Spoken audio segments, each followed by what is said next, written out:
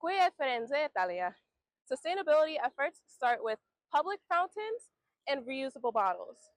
But when traveling, as millions of people move through Florence each year, the growing challenge of waste management has left many residents asking who's responsible for making a change. That's Italy with a lot of garbage. Yeah, I am used to. Francesco Olmi lives in Italy. He says waste management isn't the country's most pressing issue.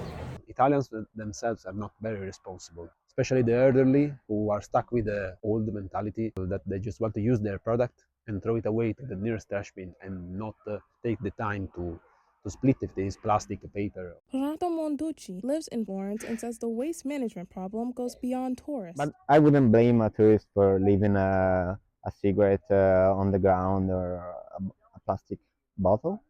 I would blame the government for not putting enough trash bin. Tourists buy the water, finish the drink,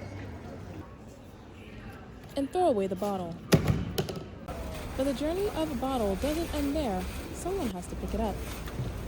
Charles Button is a professor of geography and sustainability at Central Connecticut State University. He says even good recycling efforts have its mishaps. Trying to be responsible, you throw it in your recycle bin. It might get blown away. And every step along the way, you lose about 5 to 10% of the plastics just from waste. According to the Italian Institute for Environmental Protection and Research, more than 80% of floating waste in Italian water is plastic. And from that waste, most of it is from single-use items, like the water bottle.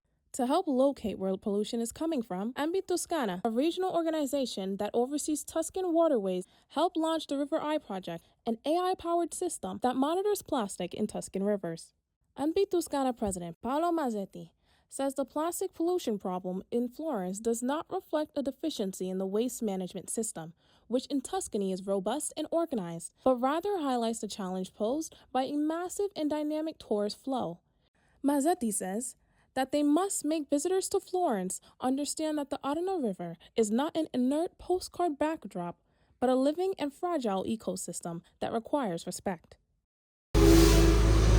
Whether a plastic bottle ends up recycled, littered, or floating down a river comes down to the choices made by tourists, residents, and city leaders alike.